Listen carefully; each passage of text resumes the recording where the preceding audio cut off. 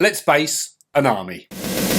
Hello, I'm Marcel. And I'm your favourite YouTube host, Mrs. Snakeworks. Just a couple of weeks ago, we stripped a whole army of paint and then repaired the broken bits. If you want to see how we did it, then check out the videos here in the corner. Please, now it's time to add some basing texture to those bases. First up, we need some slate pieces. We grabbed a handful from the garden. It would appear Snakeworks Jr. has been digging up some with his tractor. 10 internet cookies if you're able to identify the brand of the tractor.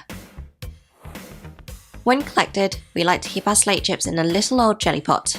It's a nice simple way to store them. If you don't have any slate in the garden, you can get bags of this stuff cheap from places like B&Q or The Range or B&M. Maybe even QD. What's with all the shops with just initials as part of the name, eh? If you're feeling a little bit naughty, you might be able to grab a handful from your neighbour's garden. But just be careful you don't grab a handful of cat shit. Next up, we need a sock. I've got this old Star Wars sock that's so tight it won't even fit on my fat feet anymore. So this one will do nicely. You can see here we've put some of these slate chips in the sock to hold them together while we smash them up. Using an old brick as a sort of anvil and another old half a brick as a hammer, we smash the slate chips up. The sock helps to keep all the broken bits together.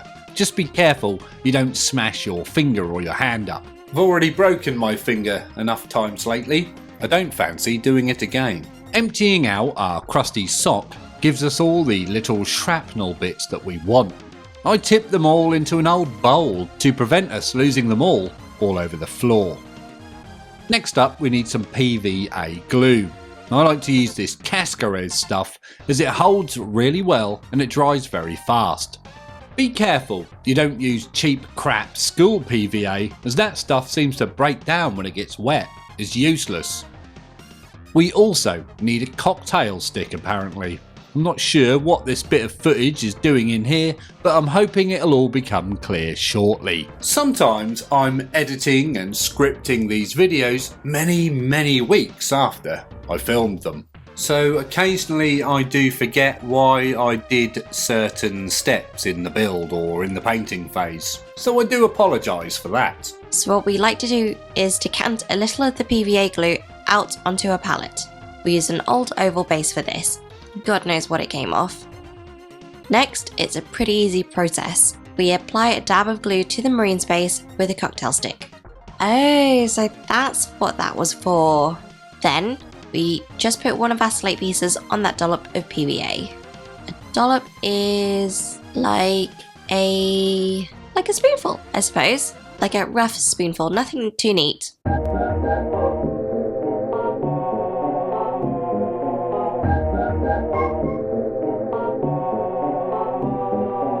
We ended up putting one piece of slate on each Marine's base. That's 40 pieces. So we did find out what the cocktail stick was for in the end. It was literally 2 clips later. I should have just paid more attention. We then use exactly the same process for the Terminators. But this time we use slightly bigger chunks and also use more than one if we feel there's enough space left on the base. After a few minutes we had all 10 Terminators with chunky grit pieces on their bases. Did I call them Terminators? Or Terminators? Anyway, I know in the previous step we said we might add more than one chunk, but we still only went with the 1. 2 just seemed to be a bit much. With the Terminators done, there's only one more unit left to base. Any guesses as to what it might be? Well, it's a Dreadnought. The Dreadnought has a much bigger base area, and that means we can add even more rocky debris chunks, and in this case, 4. We're really pushing the boat out. With the Dreadnought having its basing chunks added, the whole army has now been chunked and is ready for the next stage. It didn't take too long to chunk up 51 miniatures. Is chunked an actual word? Well, if not, it is now. You chunked up, did some chunking. Chunky. Next up, we need some grit. We keep a collection of different grade grits in this tub.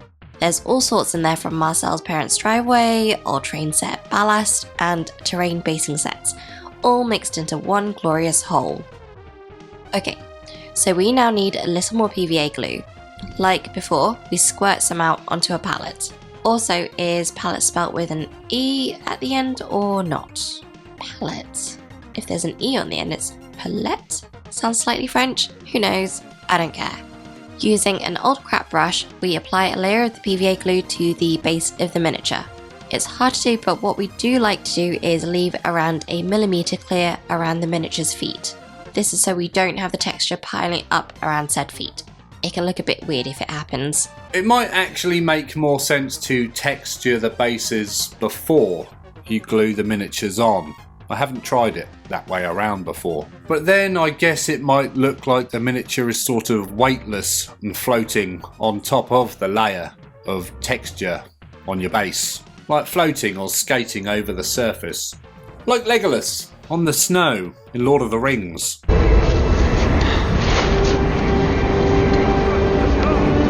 Right, so with the layer of PVA applied, we quickly give the miniature a dunk in the grit, making sure to give it a little swish around to make sure it gets everywhere.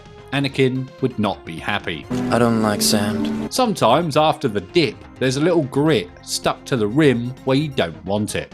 Nobody likes a dirty rim, so just rub around the rim with your finger to clean it. Most sensible people don't like grit around their rim. But I have, however, seen some dirty people who like texture and grit all around the rim, right down to the bottom of the base. Disgusting, hey? The Terminators are up next, and like before, we add a layer of PVA to the base.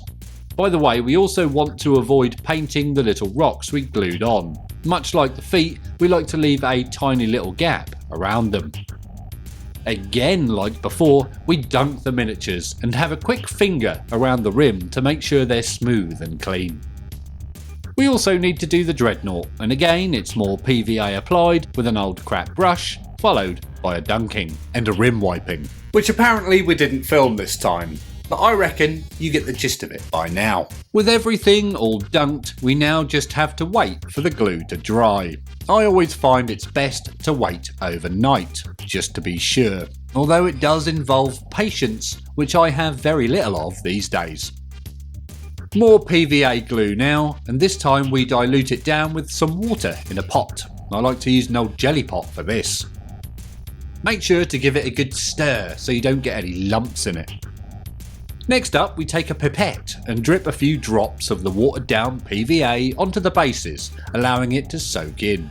Be careful you don't add too much or it'll run off the base and onto your tabletop, making a mess. We then like to wait for that glue to dry. I always recommend waiting overnight. However, you can speed it up by putting them on a radiator or something, or use a hairdryer, hot air gun, something like that. You know what I mean. Or a hot day outside in the sun. After a few hours, the watered down PVA has all dried up, leaving us with a lovely crispy base texture. Sometimes you might find a few stray grains of sand dotted about, so we usually just poke them off with a poking stick, like a cocktail stick or something. Right, while we put our big pile of used paints away, which we didn't even use, I just want to give a massive loving shout out to all our channel members and Patreons.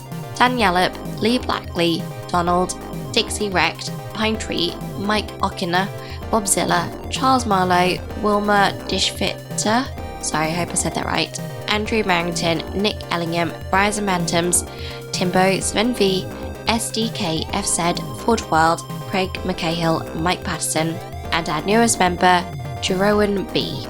Thank you all so much for supporting us. If you want your name in lights and read out by me, Mrs. Snakeworks, then you can sign up by using any of the links in the description below. We love you all. We really do. I've always been a fan of old, faithful basing methods like PVA and sand. I think they're always good. Now, speaking of things that are good, if you're enjoying this video, please consider liking it and subscribing to the channel. That means you, Rob. And remember, Mrs. Snakeworks has said that when we hit 25,000 subscribers, we're allowed to order a Reaver Titan. So please hit that subscribe button and we can hit that target ASAP. If you are enjoying the content on the channel, then please consider joining us on Patreon, the link to which is in the description below, or I'll stick another one up here for you. Or you can even become a channel member, which is becoming all the rage these days. Again, there's a link to that in the description below. Is this watch strap a bit noisy? Is it picking that up? With the base textures all dry and sealed in, the miniatures are based and ready. It was pretty easy to do and only needed a few tools and materials. It didn't take too long to do, and most of the time was probably spent waiting for the glue to dry. Now we just have to get them painted. How should we paint them? Ideally with the same colour scheme and neatly. I really wish I knew more about painting and able to offer an opinion, so that will just have to do. We can't wait to begin. If you want to see some more videos in this Horus Heresy army building series, then check out the link up here somewhere. Playlist, check out the playlist up here somewhere. And as always, thank you very much for watching.